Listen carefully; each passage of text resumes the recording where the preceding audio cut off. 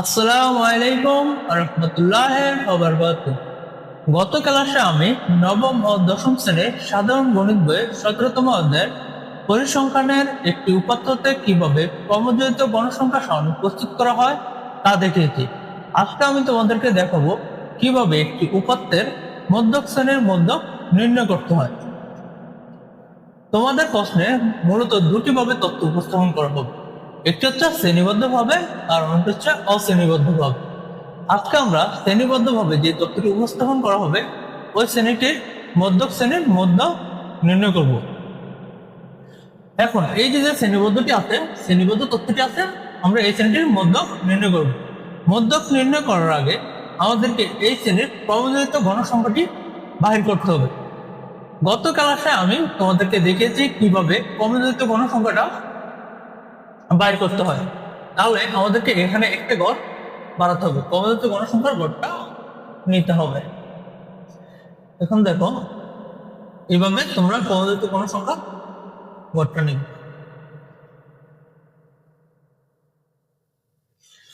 এটা হচ্ছে ক্রমজড়িত ক্রমজড়িত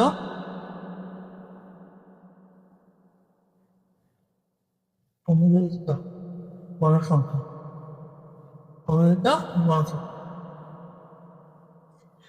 দেখো ক্রমজড়িত গণসংখ্যা ক্রমান্বয়ে গণসংখ্যার সাথে কি যোগ হতে থাকবে। এখানে প্রথম করে যোগ করার মতো আমার কিছু নেই, তাই প্রথম করে 27 নম্বর। দ্বিতীয় করে 27 কি হবে, যোগ হবে। 7 কত, 13। 7 13। 3 নম্বর করে 13 10 যোগ হবে 23। 4 নম্বর করে 20 আর 23 যোগ হবে 20 কত, 43। 5 নম্বর করে 13 আর 43 যোগ হবে 13 43 হবে কত, 56। 6 নম্বর করে 4 আর 56 যোগ হবে কত হয়, 60। এখন আমাকে দেখতে হবে আমার মধ্যক শ্রেণী কোনটা। দেখো মধ্যক শ্রেণী কিভাবে ছিল, প্রথম এই দিকে একটা বড় ক্রস দিবা, এই দিকে একটা বড় বাদ দিবা, এই দিকে একটা বড় বাদ, এই দিকে একটা বড় বাদ। এখন দেখো আমার মধ্যক শ্রেণী হচ্ছে কয়টা, দুইটা। এখন কিভাবে চিনবা তুমি মধ্যক শ্রেণী কোনটা। যেই ঘরে গণসংখ্যা সবচেয়ে বেশি থাকবো ওইটাই হচ্ছে কি আমার মধ্যক শ্রেণী। যখন তোমাকে বেজোড় আকৃতির শ্রেণী সংখ্যা দেওয়া থাকবে তখন তোমার কাছে মধ্যক শ্রেণী নির্ণয় করতে অনেক সহজ হবে। এই যে দেখো এই শ্রেণী সংখ্যাটা হচ্ছে কি একটা বেজোড় শ্রেণী সংখ্যা। দেখো এই দিকে যদি তুমি একটা বরবাদ দাও, এই দিকে একটা বরবাদ দিলে, আবার এই দিকে একটা বরবাদ দিবা, আবার এই দিকে একটা বরবাদ দেবে, এটা হচ্ছে মধ্যক শ্রেণী। যখন তোমার কাছে শ্রেণী সংখ্যাটা বেজোড় ভাবে উপস্থাপন থাকবে তখন তোমার কাছে মধ্যক শ্রেণী নির্ণয় করতে খুবই সহজ হবে। কিন্তু যখন জোড় অবস্থায় শ্রেণী সংখ্যা উপস্থাপন থাকবে তখন এই যে দুটো মধ্যক শ্রেণী পড়েছে তার যে ঘরে গণসংখ্যা সবচেয়ে বেশি ওই ঘরটি হচ্ছে কি আমার মধ্যক শ্রেণী। এখন দেখো মধ্যক শ্রেণীর মধ্যক নির্ণয়ের সূত্র হচ্ছে L plus n/2 minus fc into h ভাগ fn। L কি, L হচ্ছে মধ্যক শ্রেণীর নিম্ন সীমা, অর্থাৎ এই যে আমাদের মধ্যক শ্রেণী হচ্ছে কোনটা, 71 কত, 71/80। তারপর হচ্ছে কি দেখো FM হচ্ছে কি জানো, এখন হচ্ছে মধ্যক শ্রেণীর গণসংখ্যা। এখন মধ্যক শ্রেণী কোনটা, এই মধ্যক শ্রেণী গণসংখ্যা হচ্ছে কত, 20। এইচ হচ্ছে শ্রেণী ব্যবধান, অর্থাৎ এই যে শ্রেণী ব্যবধান আছে এটা হচ্ছে কি এইচ। এটা শ্রেণী ব্যবধান হচ্ছে ধর কিভাবে, এই দেখো 41 মাইনাস কত, এটা হচ্ছে 41 মাইনাস 50, আচ্ছা এত কত 9 যোগ কি 1 কত 10। এখানে আগে 50 ধরবে, এক্ষেত্রে আগে 50 পরে হচ্ছে কত 41, আগে উচ্চ সীমা পর নিম্ন সীমা। এই হচ্ছে কত শ্রেণী ব্যবধান আমার কত 10। তারপর একটা হচ্ছে কি মধ্যক শ্রেণীর পূর্বের ক্রমযুক্ত গণসংখ্যা, অর্থাৎ এই যে মধ্যক শ্রেণীটা আছে এই শ্রেণীর পূর্বের ক্রমজয়িত গণসংখ্যা, এই যে পূর্বের ক্রমজয়িত গণসংখ্যা কোনটা? এইটা। এটা হচ্ছে কি মধ্যক শ্রেণী। মধ্যক শ্রেণীর পূর্বের শ্রেণী কোনটা? এই যে এটা 23। হচ্ছে কত? 23। n/2 হচ্ছে কি গণসংখ্যার গড় বা কি গণসংখ্যার অর্ধেক। এখানে আমার গণসংখ্যা আছে কত? 60 জন।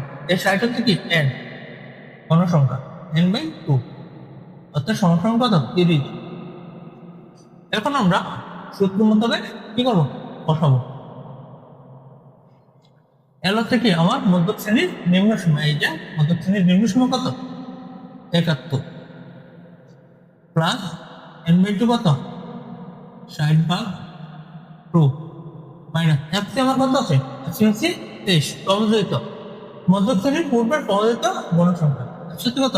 23 ইন্টু এস হচ্ছে কত? এস হচ্ছে কি শ্রেণী ব্যবধান, এস হচ্ছে কত? 10।